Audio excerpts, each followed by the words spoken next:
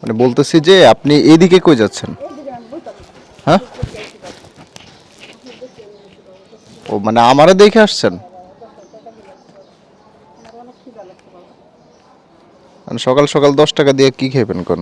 বাবা তোমার যা আছে আমি বেশি চাই, আমার যদি বেশি না থাকে তোমার কাছে আমার 10 টাকা দিলে বাবা আমার তো রুটি খাইতে বাবা আমার রুটি অনেক খাইবেন?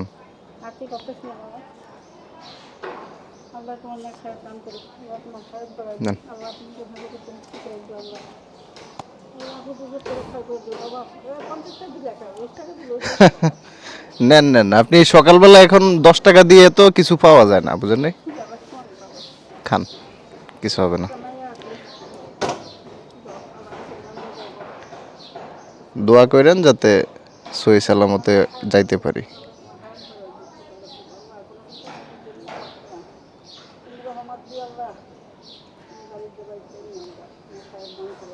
তার মানে আপনি ওই দিক থেকে আমার জন্য আসছেন এদিকে, না? আচ্ছা আচ্ছা, ঠিক আছে ঠিক আছে। ওই যে ওই এদিক দিয়ে সামনে গেলে আলামিনের দোকান আছে, ওইখান দিয়ে খান। হ্যাঁ, ঠিক আছে। আচ্ছা, না না, ঠিক আছে। ওকে ওকে। মহিলার বয়স অনেক বেশি। আমি ফার্স্টে ভাবছিলাম যে ওই আশেপাশে থাকে ওখানে, কিন্তু পরে দেখলাম যে কিছু একটা টোকাইতে টোকাইতে আসতেছে। তো পরে যখন বুঝলাম যে না, উনি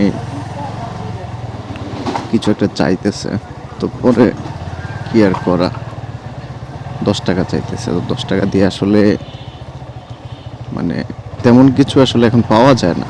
উনি বলতেছে আমার খুব ক্ষুধা লাগছে, আমাকে 10 টাকা দেন বা দাও। তো এখন বিষয় হচ্ছে যে আমরা যখন কোথাও একটা জায়গায় বসি, হ্যাঁ, দেখা যাচ্ছে যে 1-200 টাকা টিপসই দিয়ে দেই ওয়েটারকে, ইয়েকে, বা কোথাও কোথাও দেখা যায় যে 500 টাকাও দিয়ে দেওয়া হয় একে ওকে। তো সব মিলাইয়া ওনার এক্সপেকটেশন ছিল যে 10 টাকা, কারণ উনি এটা বলতেছিল যে বেশি চাইলে যদি আবার না দাও। আর আমি সবসময় একটা জিনিস চিন্তা করি, সেটা হচ্ছে আপনি এই যে সুস্থ আছেন, ভালো আছেন, হ্যাঁ, আপনি যে ইনকাম করতেছেন, এটার মধ্যে শুধু আপনার যে রিজিক তা না, অনেক মানুষের রিজিক জড়িত।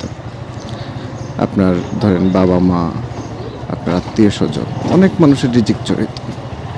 আপনি যখন আপনার বাবা মাকে দেখবেন না, তখন দেখবেন আপনার রিজিক কমে গেছে। রিজিক কমা বলতে এটা বোঝাচ্ছি না যে বেতন কমে যাবে।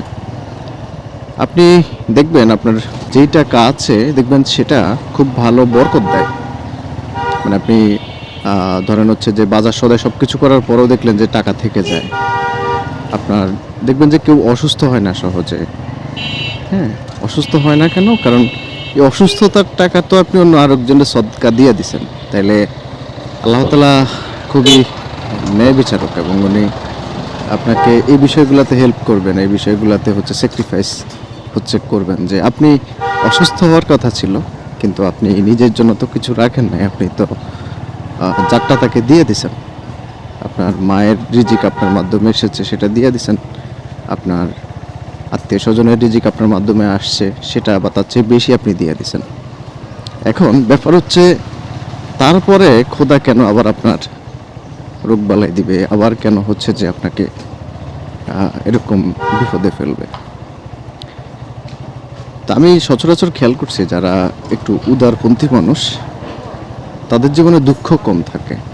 ধরেন অসুস্থ থাকলো, কিন্তু সে দুঃখী না, অসুস্থ থেকেও সে সুখী।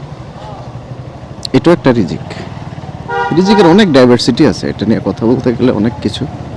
আমি কোনো ধর্ম বিশারদ না, কিন্তু আমি যেটা বিশ্বাস করি, এই মানুষটার সকালবেলার খাবার, সে মিথ্যা বলতে পারে, সত্য বলতে পারে, সেটা বিষয় না। যদি সে সত্য বলে থাকে, তাহলে সকালবেলার খাবারটা আমার দ্বারা আল্লাহ তাআলা পাঠিয়েছে। সে অনেক দূর থেকে মানে খোঁড়ায় খোঁড়ায় আসছে, কারণ সে হাঁটতে পারে না। মহিলা, আপনি খেয়াল করছেন কিনা, হাঁটতে পারতেছে না। অনেক দূর থেকে সে খোঁড়ায় খোঁড়ায় আসছে, আল্লাহ তাকে পাঠাইছে। সে অনেক দূর থেকে আসছে, একটা লোক, সে আমি তো চলে যেতে পারতাম। হ্যাঁ, আমি তো আমার বাসার নিচে এই মানুষটাকে পাবো, তাকে ইয়ে করবো, এরকম তো কোনো বিষয় আমি ভাইবা বের হই নাই, তাই না? আর আমি একটা জিনিস মেনটেন করি, সেটা হচ্ছে মানি ব্যাগে খুব বেশি টাকা রাখি না। আমার মানি ব্যাগে যদি আমি 20,000 টাকা রাখি, আমার 20,000 টাকা একদিনে শেষ হয়ে যাবে। আর আমি মানি ব্যাগে যদি 200 টাকা রাখি, আমি 200 টাকা দিয়ে একদিন চললে আরও টাকা থাকে। তো এই জন্য টাকা খুব বেশি রাখি না। দেখা গেছে যে 200-300 টাকার বেশি রাখা হয় না। আর এমনিতে চিপাচাপ হয়, অল্প কিছু টাকা থাকে, ওটা হচ্ছে ইমার্জেন্সি পারপাস। সাপোজ তেল ঢুকাইতে হয় আমাদের বাইকারদের, বা অনেক কিছুর জন্য প্রিপেয়ার থাকতে হয়।